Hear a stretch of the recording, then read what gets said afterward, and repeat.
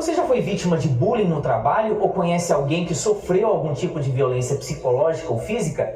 De modo geral, o bullying é um ato de abuso de poder que pode ser projetado de forma psicológica, verbal ou física. E para falar um pouco mais sobre essa prática, entender o que é o bullying, nós conversamos hoje com o professor e escritor Antônio Ribeiro. Seja muito bem-vindo, professor, à Hora Extra. Eu que agradeço a possibilidade de estar aqui no Tribunal Regional do Trabalho da 18ª Região aqui no estado de Goiás, para tratar desse tema complexo, polêmico e difícil de solução, um tema que envolve desde a questão familiar, escolar, universitária e também no mercado de trabalho, a conscientização e a prevenção do combate ao bullying. Professor, para a gente começar a nossa conversa, eu queria que o senhor caracterizasse, né? O que é o bullying? São brincadeiras, piadas, gozações? Como que a gente pode definir essa prática? A Lei 13.185, a Lei de Combate ao Bullying, considera o bullying como intimidação sistemática, gerando dor física, dor psicológica, agressão, intimidação. A lei trata dessa forma, mas culturalmente também é visto como brincadeira. Lembrando que esse problema ele é envolvido pelo manto do qual no livro eu chamei de um manto da brincadeira, que dificulta muito o combate a esse mal. Então, consequentemente, é um comportamento agressivo envolvido por um manto da brincadeira que acaba, de certa forma, se espalhando por nossa sociedade. E como seriam, vamos exemplificar, né, para deixar cada vez mais claro esse assunto, como seriam essas brincadeiras, essas gozações? Que tipo de brincadeira pode ser considerado bullying? Um limiar fantástico, uma pergunta excepcional e fantástica.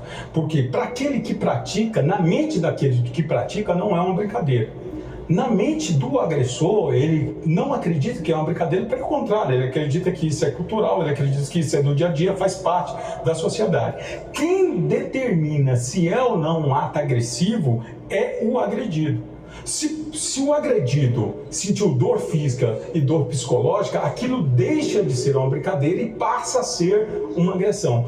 Perceba que é um problema complexo, porque aquele que faz acredita que isso é uma brincadeira. Aquele que recebe pode considerar aquilo como uma agressão. Então, quem determina se o ato é agressivo ou não é o agredido. Então, consequentemente, eu tenho duas visões distintas. Daí a dificuldade de solucionar esse problema. Professor, você escreveu um livro, né? Eu quero mostrar aqui, corta aqui, por favor. Bullying, o Triângulo da Dor, né? Escrito por você, falando justamente esse tema, né? Gostaria que o senhor comentasse sobre essa obra. Eu fiz uma pergunta. Será que essa palavra bullying da língua inglesa é a palavra mais fácil para gerar uma conscientização aqui no Brasil? Aqui no Brasil, fizemos uma pesquisa com 405 estudantes do ensino médio ao superior.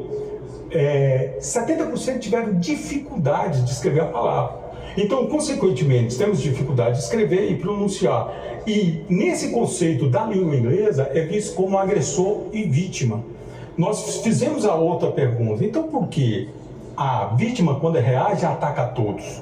Ela ataca a todos porque ela se sente agredida por quem ela o agrediu, e para as pessoas que estão próximas e tinham o dever social de evitar a agressão, por não evitar a agressão, potencializou. Então, consequentemente, esse problema interliga quem agride, quem observa, quem é agredido. A figura geométrica que interliga 3 pontos é um triângulo. Nesse caso, o triângulo causa dor física e psicológica. Então, na língua inglesa, foi chamado de bullying. E na nossa língua portuguesa, nós chamamos de o conceito do triângulo da dor, envolvendo quem agride, quem observa e quem é agredido. Professor, você citou casos aí, né? No caso, a gente viu, né, a mídia internacional, aqui no Brasil mesmo, casos recentes de ex-alunos retornarem às escolas, a creches, para, digamos assim, se vingar, né?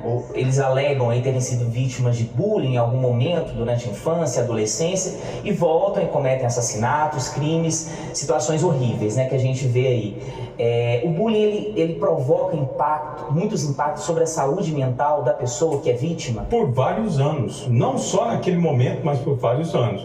Você pega um caso concreto, agora em março de 2023, lá em São Paulo, com a professora Elizabeth, professora de ciência, com 71 anos de idade. Ela foi assassinada dentro de sala de aula a facadas por um aluno de 13 anos, alegando ter sofrido no colégio a questão do bullying. Então perceba, é uma professora de 71 anos que poderia ser um avó e sendo assassinada. Então temos que olhar esse problema com maior seriedade.